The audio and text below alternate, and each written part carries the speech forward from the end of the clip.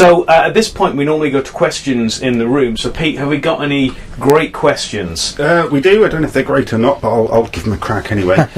Amber would like to know, everyone says that vampire films are passé. Do you think a spiritually flavoured film would work? When you say the word spiritual to anyone in the industry, they kind of drop dead. That's not to say I don't like films with a spiritual element, but I think the trick is, Amber, to dress up your story and hide it behind, put the spirituality behind something else. Like, it sounds preachy, basically, is what I'm saying. Turns people off.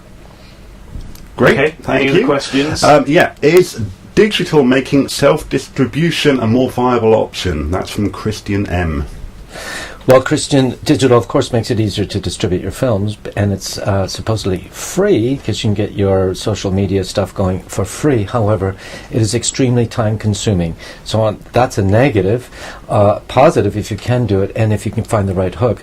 But don't forget that we're in the age of Hollywood now moving these huge amounts of money off of the traditional Hollywood distribution onto digital, and I fear that soon that won't be as much of an option as it is right now. Get in and get now. Go and grab those peaches off the tree now, because the trees are going to be moving.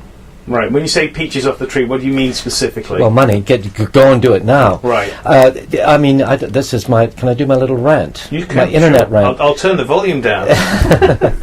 Julian Assange, WikiLeaks, has demonstrated, I think 10 years from now, anyone in media school will be studying that whole WikiLeaks thing as a casebook study on how to use social media to advantage.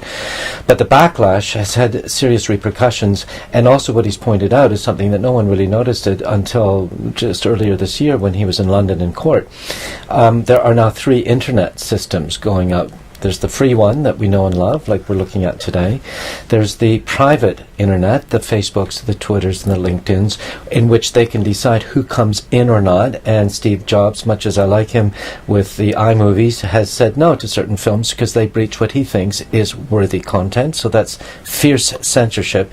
But what's happened in the third internet, which just started in the last year in America, is that all the big brand advertising is coming off commercial terrestrial television because it's no longer effective, and going to the internet. When I first heard that, I thought, hurrah, that means Chris and I will be able to get a few more pennies off our little stupid banner ads on our website, so get a few people every hour, whatever.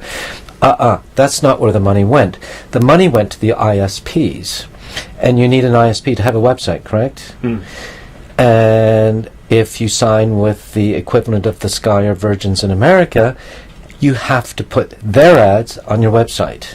Right. Which is cool. That means you get money, right? Yes, you do get a fraction of the money. But here's what happens, Chris, is that the brands are right-wing, and the ISPs don't want to lose the big brand bucks.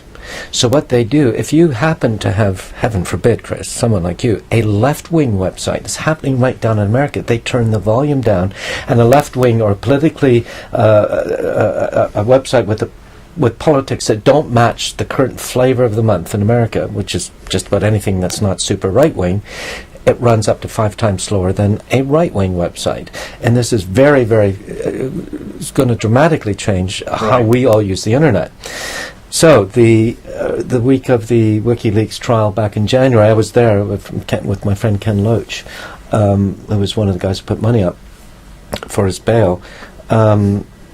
It was on the internet that the co-founder of Napster, which of course went out of business for copyright infringement, and rightly so, I suppose. He said we should come up with a 4th protocol, one that does not rely on the www. Well, guess what? Julian Assange had already figured that out, because the WikiLeaks website is mirrored many, many times.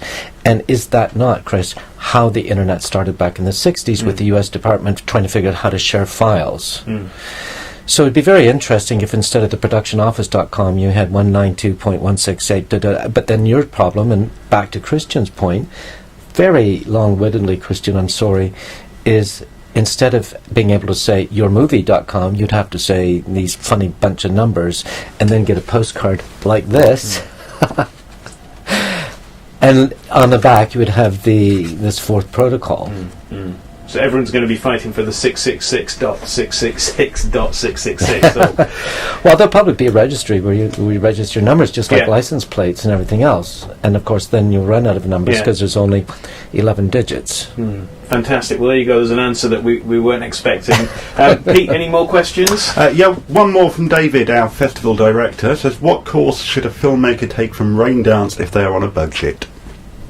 What course? Oh, well, If they're on a budget. on a budget, like they don't have any money. Yeah. Well, on Monday night, it's not really a course. Monday, coming up, the 7th of March, we're doing something called Live Ammunition, or famous pitching panel. It only costs 15 quid to get in, and you can pitch your idea to the people who matter. We've got 5 producers and development executives and distributors there waiting to hear your pitch, and if they like it, they'll talk to you, maybe even buy it.